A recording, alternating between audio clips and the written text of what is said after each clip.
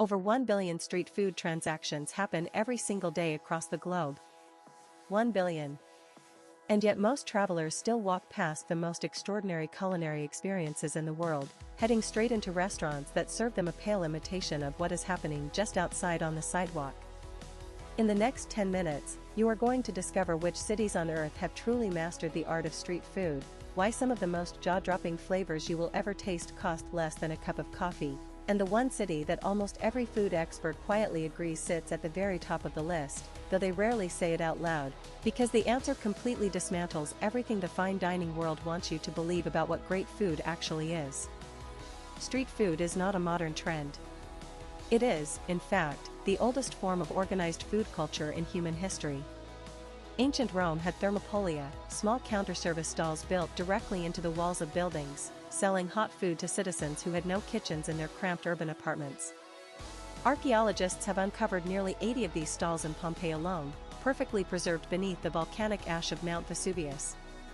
Ancient China had night markets stretching back over 1,000 years, where vendors sold dumplings and noodle soups to laborers, soldiers, and merchants traveling trade routes.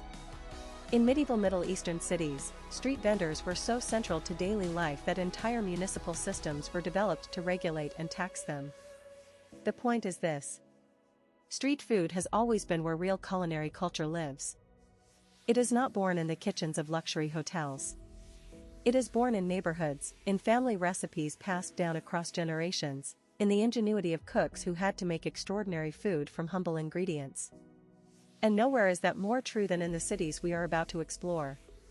Bangkok, Thailand, is where most serious food travelers begin this conversation. The Thai capital is home to an estimated 30,000 street food vendors operating across the city at any given time. 30,000. The Yaourt Road district, known as Bangkok's Chinatown, transforms completely after dark into one of the most sensory-overwhelming food corridors on the planet. Pad Thai, boat noodles, mango sticky rice, sauté skewers, grilled seafood, and the legendary pad kroppo, a stir-fried basil dish with minced pork that locals eat for breakfast, lunch, and dinner without any apology whatsoever. In 2017, a Bangkok street food vendor named JFAI became the first street food cook in history to receive a Michelin star, and the queue outside her tiny open-air kitchen regularly stretches for hours. Bangkok does not just have great street food. Bangkok has redefined what street food can be. But here's what nobody talks about. The single greatest indicator of a city's street food quality is not how many vendors it has. It is how much the locals themselves rely on street food as their primary source of daily nutrition. In Bangkok, surveys consistently show that over 40% of residents eat street food for at least 2 meals per day. The vendors are not cooking for tourists. They are cooking for their neighbors, their families, their community.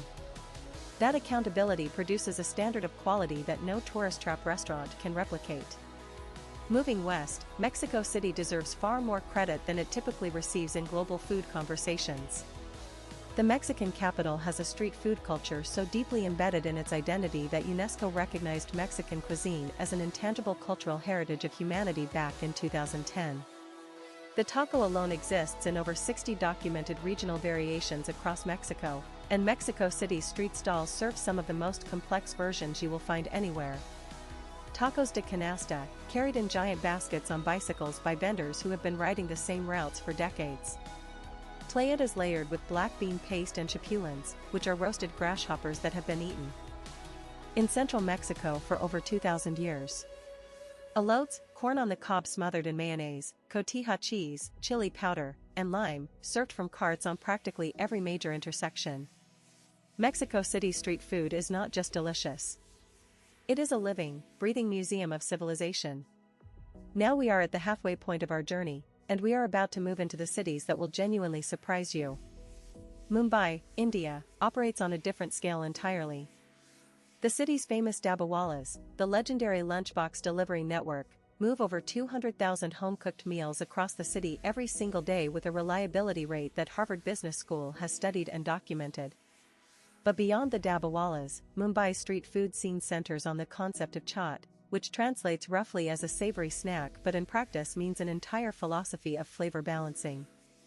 Pani puri, vada pav, bel puri, sevpuri, each dish is an exercise in layering sweet, sour, spicy, and crunchy elements into a single bite that somehow manages to be greater than the sum of its parts. Juhu Beach at sunset, lined with hundreds of vendors and thousands of locals, is not a tourist attraction. It is just Tuesday in Mumbai. Marrakesh in Morocco offers one of the world's most theatrical street food experiences. The Jima Lfna Square has been a marketplace and gathering point since the 11th century, and today it fills every evening with food stalls, storytellers, musicians, and snake charmers in a spectacle that UNESCO has also recognized as a masterpiece of oral and intangible heritage. The food here is ancient and extraordinary. Harira soup, Bastilla pastries filled with pigeon and almonds dusted with powdered sugar, merguez sausages grilled over open flames, and slow-cooked tagines that have been simmering for the better part of a day. Marrakesh understands that great street food is also great theater. Singapore is the city that food experts argue about most intensely. The government there made a decision decades ago to organize and formalize street food culture into what they call hawker centers, massive, covered food halls where independent vendors operate permanent stalls under licenses and health regulations. Critics initially said this would kill the soul of street food culture. What actually happened was the opposite. By giving vendors security, infrastructure, and a reliable customer base, Singapore created a system where hawker stalls have been refining and perfecting the same dishes for 40, 50, sometimes 60 years. In 2020, Singapore's hawker culture was added to UNESCO's Intangible Cultural Heritage List.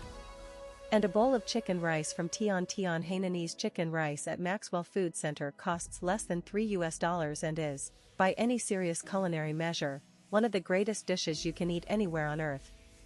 And then there is Istanbul. Sitting at the literal crossroads of Europe and Asia, Istanbul has spent over 2,000 years absorbing culinary influences from every direction, and nowhere is that more visible than in its street food. Simit, the sesame-encrusted bread ring sold from red carts across the city, is consumed by millions of Istanbul residents every single morning. Balık ekmek, a grilled fish sandwich sold from boats moored along the Golden Horn, has been feeding locals since the Ottoman era.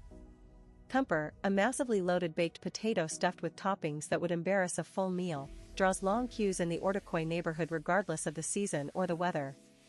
So which city sits at the very top? The honest answer is Bangkok. Every metric, every chef survey, every food researcher's assessment, and every traveler's lived experience points to the same conclusion. The density, the variety, the quality, the price, the cultural integration, the sheer intensity of the food on offer, Bangkok delivers everything that makes street food great at a scale and a standard that no other city on earth currently matches. But the more important takeaway is this. Each city on this list has built its street food culture on the same foundation. Local ingredients, generational knowledge, community accountability, and the simple truth that food does not need to be expensive to be extraordinary. Street food is democracy on a plate. It is the taste of a place as it actually is, not as it wants to be seen by outsiders.